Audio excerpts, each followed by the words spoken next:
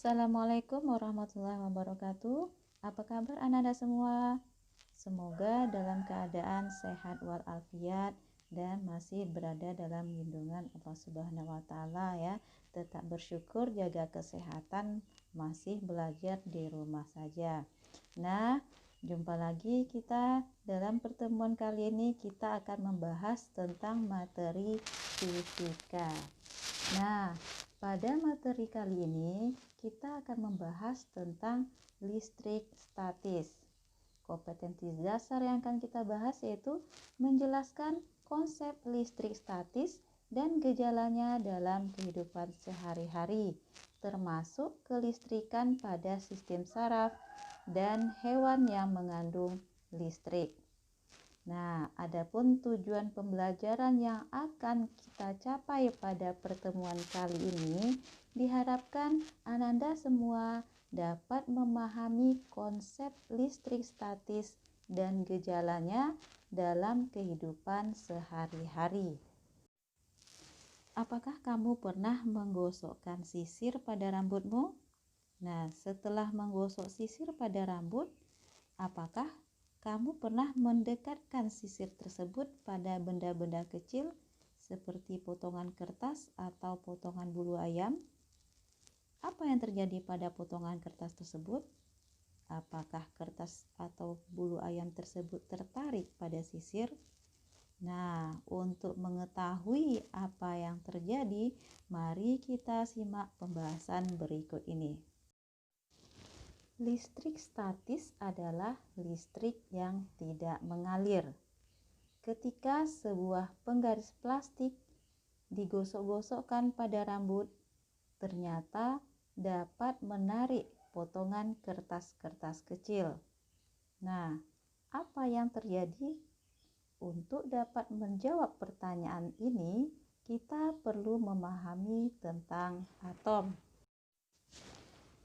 Telah kita ketahui bersama bahwa benda atau zat terdiri atas partikel-partikel kecil yang tidak dapat dibagi-bagi lagi yang disebut dengan atom.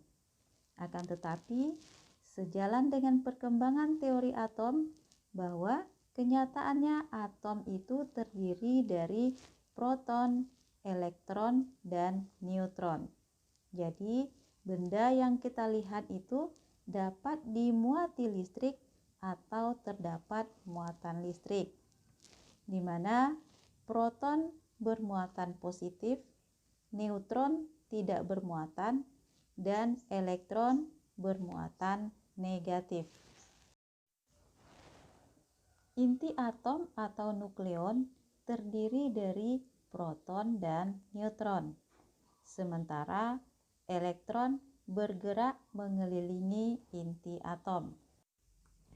Berdasarkan teori atom, atom terdiri dari partikel-partikel antara lain proton bermuatan positif, elektron bermuatan negatif, dan neutron netral.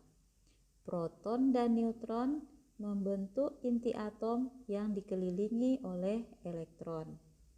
Elektron berputar mengelilingi inti atom. Dalam mengelilingi inti atom pada tingkat energi tertentu, semakin jauh dari inti, energi elektron semakin kecil.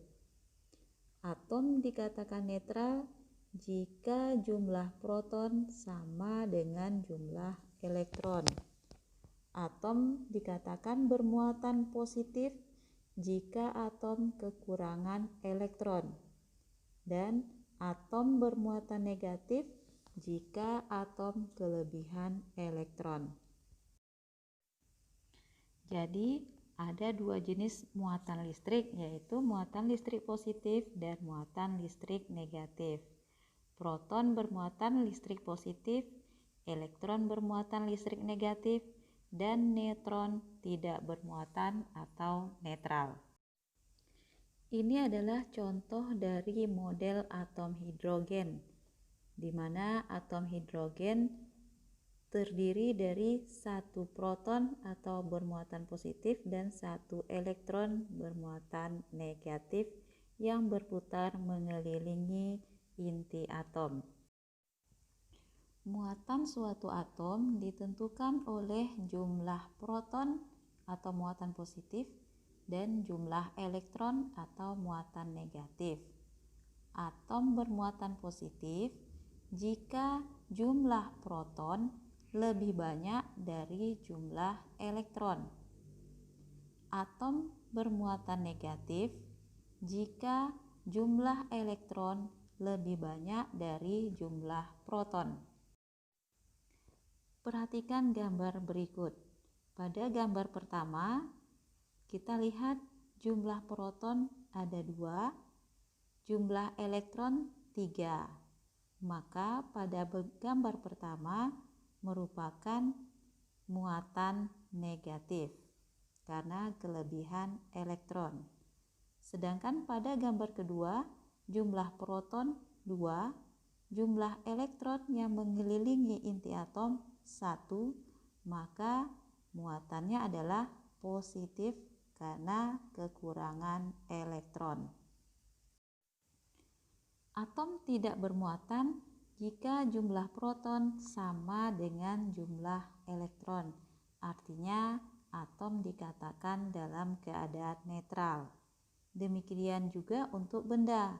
Suatu benda akan bermuatan listrik negatif jika kelebihan elektron dan bermuatan listrik positif jika kekurangan elektron. Nah, bagaimana cara memberikan muatan pada sebuah benda?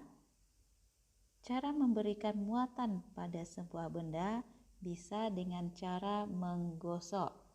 Coba perhatikan pada gambar, ada sebuah kain wol dan ebonit atau bisa juga roll plastik, penggaris plastik.